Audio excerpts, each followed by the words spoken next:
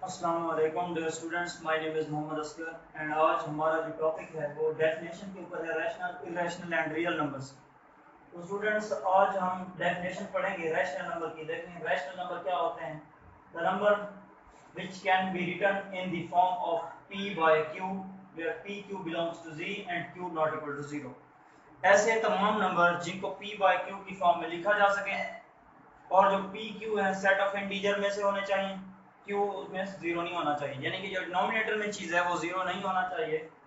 इस डेफिनेशन को ऐसे भी लिखा जा सकता है, the number which can be written in the form of a by b, तो फिर b जीरो नहीं होगा, या m बाय n, तो फिर n जीरो नहीं होगा। जो भी चीज इधर डिनोमिनेटर में होगी वो जीरो नहीं होगी। तो ये एमसीक्यूज में आ सकता है।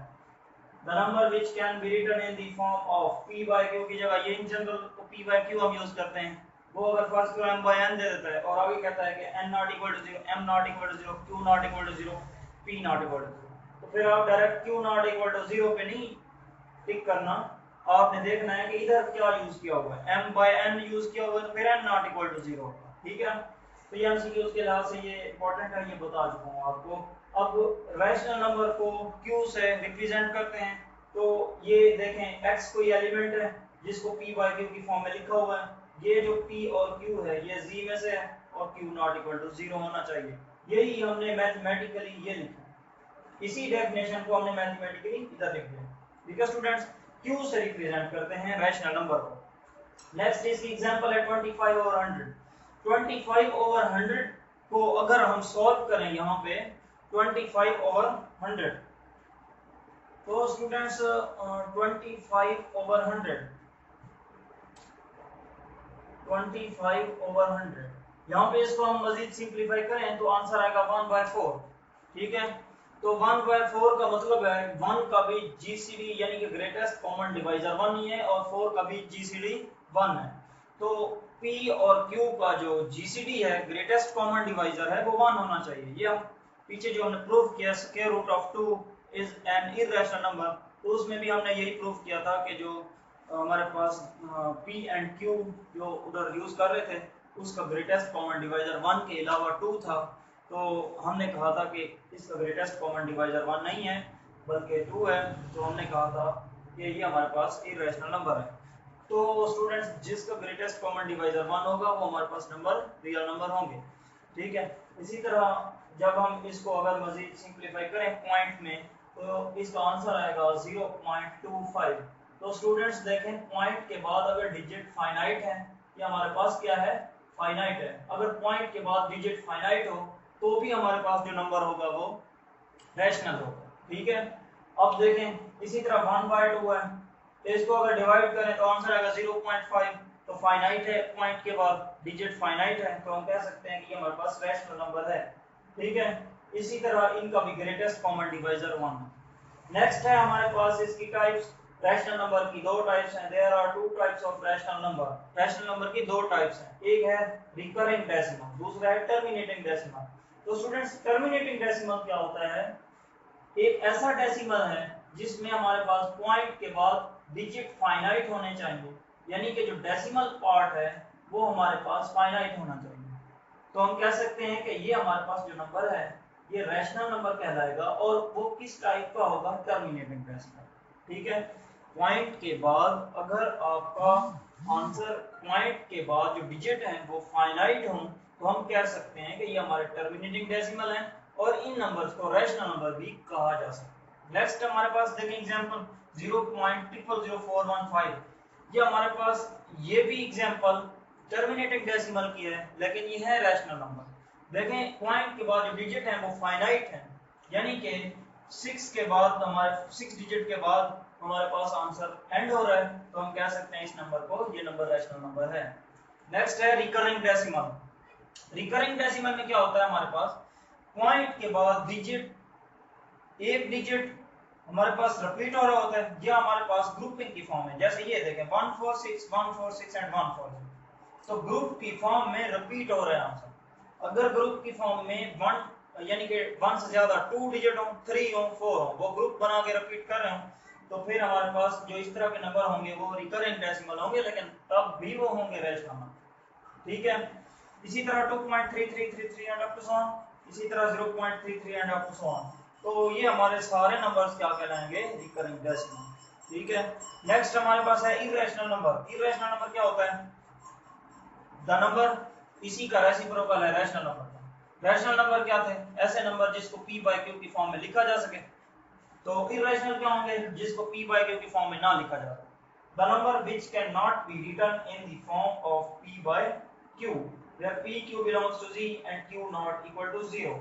सेम वही डेफिनेशन है, लेकिन यहाँ पे p बाय q की फॉर्म में लिखा जा सकता है उस एलिमेंट को, और यहाँ पे उस एलिमेंट को नहीं लिखा जा सकता। तो स्टूडेंट्स यहाँ पे हमने रैशनल नंबर को q से रिप्रेजेंट किया था, जबकि इर्रेशनल नंबर को q डैश से रिप्रेजेंट कर रहे हैं।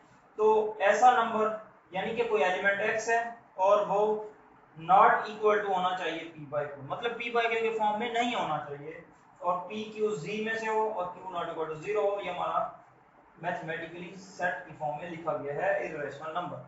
ठीक है, इसी तरह इसकी मैं एग्जांपल देता हूँ। यहाँ पे देखें, पहली एग्जांपल है 3.14159265 and up to so on. देखें स्टूडेंट, यहाँ पे गौर करें, यहाँ पे जो आंसर है आपके किसी भी यानी कि आपकी जो फ्रैक्शन है उसका जो आंसर होगा, पॉइंट के बाद जो डिजिट है वो डिजिट नेक्स्ट आने वाले डिजिट से डिफरेंट होगा, यानी कि हमारे पास रिपीट नहीं हो रहे हैं, फाइनाइट नहीं है, इनफिनिट है, और हमारे पास पॉइंट के बाद रिपीट भी नहीं हो रहे डिजिट।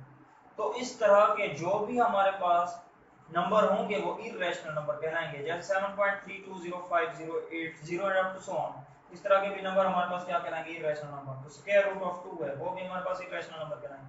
तो स्टूडेंट्स, एक आपको नई चीज बताने जा रहा हूं, ये आपने गौर से देखना है। स्टूडेंट्स, हमारे पास जो नेचुरल नंबर होता है, नेचुरल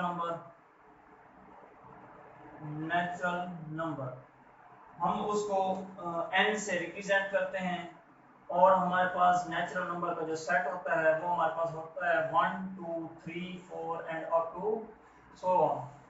इस तरह का सेट होता है नेचुरल नंबर। तो स्टूडेंट्स, इस नेचुरल नंबर में से आप कोई प्राइम नंबर उठा लें, कोई भी प्राइम नंबर उठा लें, जैसे फर्ज करें 2 है, इसके ऊपर आप स्क्वायर रूट ले लें, ये हमारे पास इर्रेशनल नंबर है। 3 है, 5 है, 7 है, 11 है, 13 है। तो इस तरह का कोई भी प्राइम नंबर नेचुरल नंबर में से उठाएं, उसके ऊपर स्क्वायर रूट लें, और वो बनता जाएगा इर्रेशनल नंबर। दूसरी बात यह है, इस नेचुरल नंबर में से आप कोई ऐसा नंबर उठाएं जो मुकम्मल मुरब्बा ना हो, मतलब जैसे 4 है ये ना हो, 16 हो ये ना हो, इसी तरह हमारे पास 36 है, 25 है।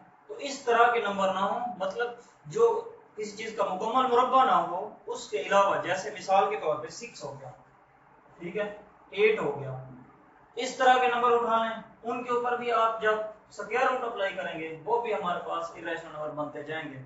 ठीक है स्टूडेंट्स, दो चीजें हो सकती हैं, या तो इस नेचुरल नंबर में से प्राइम नंबर उठा लें और उसके ऊपर आप स्क्वायर रूट अप्लाई करें तो भी वो इर्रेशनल बन जाएगा, या इसमें से आप ऐसा नंबर उठाएं जो किसी चीज का कंप्लीटिंग स्क्वायर, मतलब स्क्वायर ना हो किसी चीज का, तो उसका भी आप जब आप स्क्वायर रूट लेंगे तो वो भी हमारे पास क्या बनता जाएगा, इर्रेशनल नंबर। ठीक है, उम्मीद है कि आपको ये समझ आ गया होगा। नेक्स्ट हमारे पास है रियल नंबर। तो स्टूडेंट्स देखें, रियल नंबर क्या होता है। रियल नंबर ये हमारे पास यूनियन है रैशनल और इर्रेशनल नंबर। ठीक है, यानी कि रियल नंबर में वो तमाम नंबर भी मौजूद होंगे जो p बाय q की फॉर्म में लिखे भी जा सकें, और वो तमाम नंबर भी मौजूद होंगे जो p बाय q की फॉर्म में ना भी लिखे जा सकें।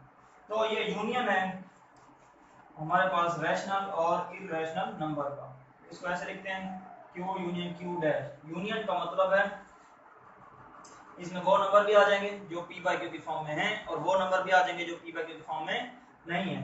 तो स्टूडेंट्स, हमारे पास रियल जो लाइन है वो हमारे पास ये होती है रियल लाइन। यहाँ पे होता है 0, इधर होता है -1, इधर होता है -2 and up to so on, और यहाँ पे होता है प्लस का 1, और यहाँ पे +2 and +3 and up to so on. तो स्टूडेंट्स, अगर आप 0 से राइट साइड पे चलते जाएंगे तो पॉजिटिव वैल्यू देगा, और अगर आप 0 से लेफ्ट साइड पे आएंगे तो नेगेटिव वैल्यू आएगी। तो स्टूडेंट्स देखें, 0 और 1 के दरमियान बहुत से नंबर है, ठीक है।